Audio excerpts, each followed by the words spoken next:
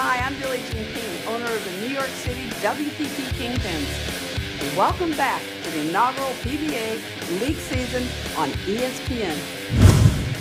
Great to have Billie Jean King lending her experience to the PBA League.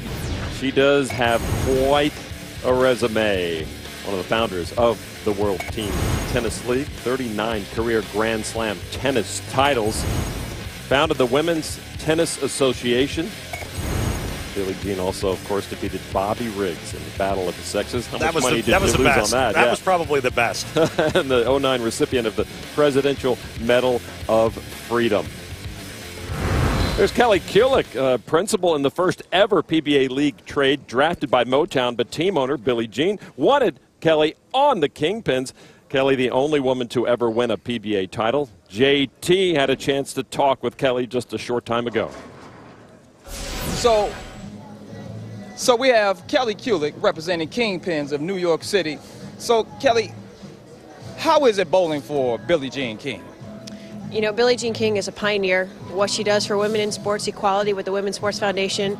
It's an honor to represent New York City as well as be one of her teammates for her team. The guys I'm bowling with are all great guys. We all work together. We're all very supportive of each other. And if the opportunity comes for me to go in, they know I'm ready to go in and throw a good shot when I need to. So are you excited that she traded to get you?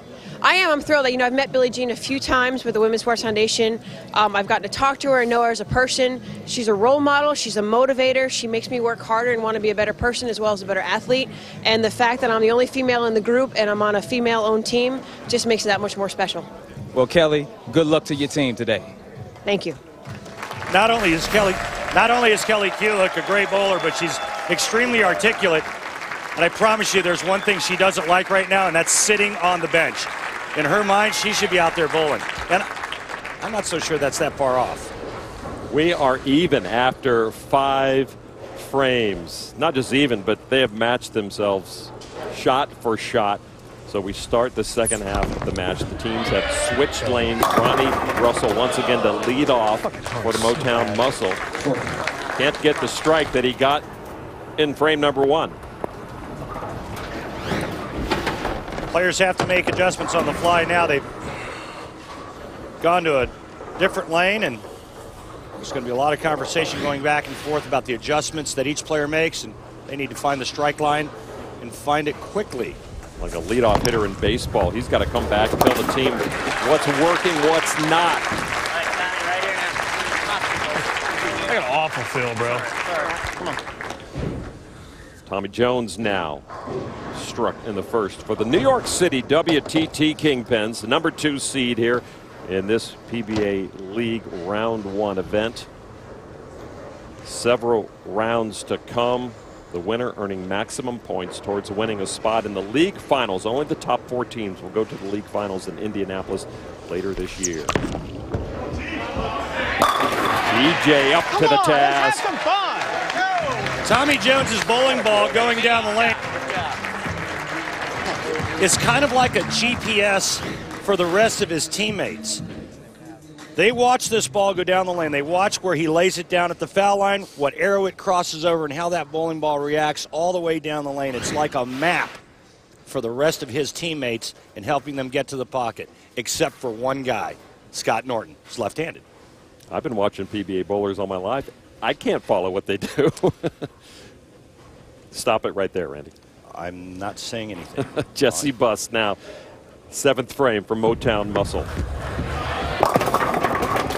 Things not working out quite as planned here on the back half of this match for the Motown Muscle. Remember the last time we saw Jesse on the right lane, he went through the nose, leaving the 3-4-6-7, and he looks real good on the left lane, comfortable on the left lane, right lane not so much, but at least it's not a big wide open split. It's an easy 1-pin spare leave, only leaving the 2-pin. The Buss looking on. Does pick it up. The winner of this match goes on to take on top-seeded Brooklyn Styles, led by their franchise player Sean Rash, the reigning PBA Player of the Year. Walter Ray Williams Jr. also on that team. Now Jack Jurek for the Kingpins. Jack working on some tape in his thumb hole. He can ask a PBA official for some extra time, so there's no shot clock violation. He has to do that, make it his first business right before he picks that bowling ball up and gets set. He'll look over at the official, say tape, gets a little extra time. He's got to make sure that thumb hole is just right. Jerk in the second. Packed up Tommy Jones with a strike of his own. Can he do it again here in the seventh? Yes, he can. Great shot for Jack the Ripper.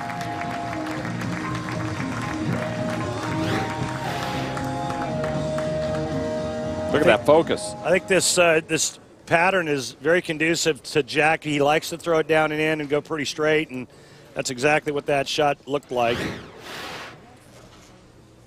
Or experience means so much on the PBA Tour. Now Tom Smallwood for the Muscle find themselves down by 12 pins.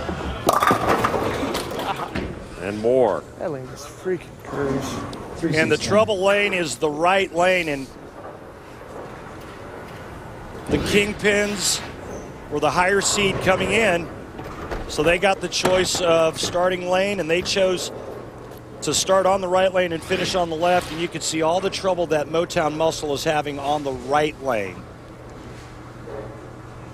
Motown Muscle, who have experience on this pattern, and open frame for Smallwood.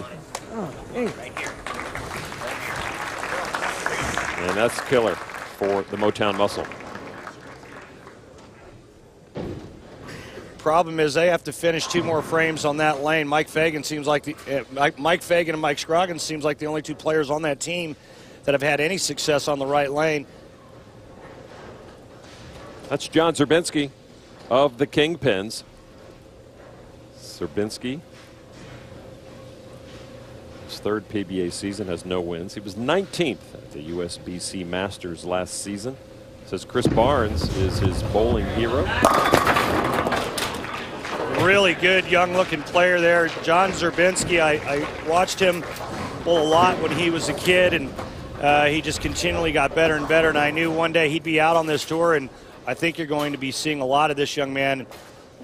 He's got a bright future ahead of him, but I don't think there was anybody surprised when he was picked except for the rest of the bowling community. But Pete Weber actually went to Tommy Jones and said, hey, who should I pick for my 4th pick? And Tommy said, without hesitation, John Zerbinski. All on faith, too. Pete admitted he didn't know much about John, and now he knows a lot about him. Mike Fagan now trying to do all he can to keep his Motown Muscle team in this. They were in a similar situation last match, and Fagan and Scroggins struck out to give him a chance, and right now the best they can shoot is 222. The Kingpins are already in the high 220s. No strike for the Muscle since the 3rd frame. Match is just about done now. Not liking the right lane. Good strategy by the Kingpins to make the Motown Muscle finish on the right lane. Yep.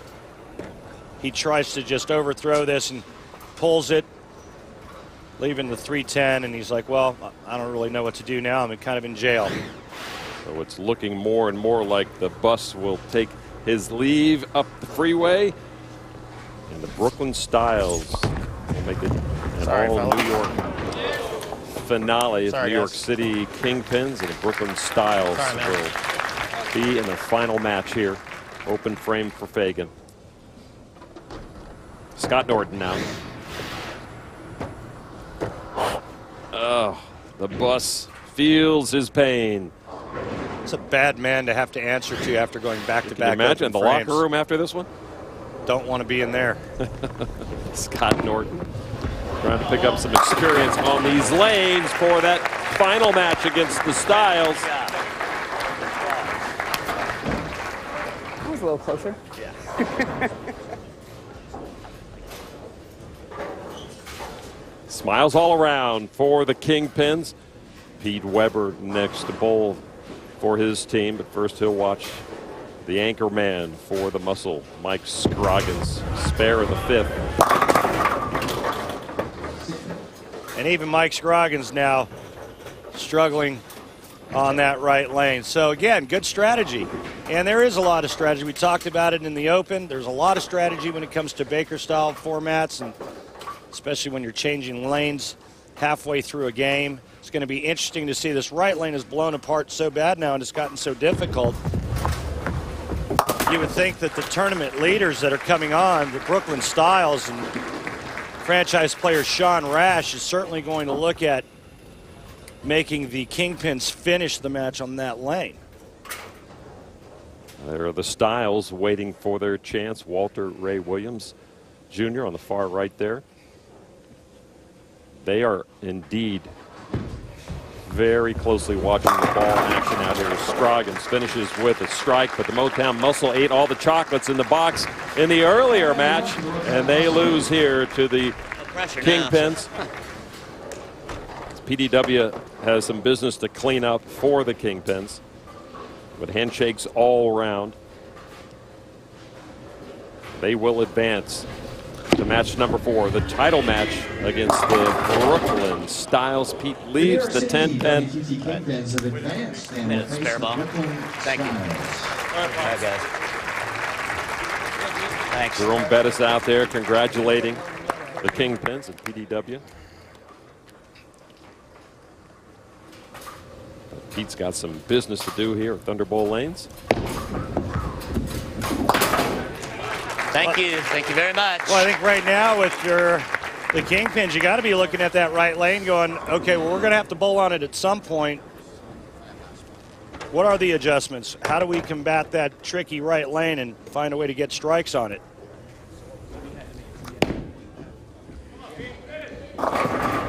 Pete Weber finishes us off.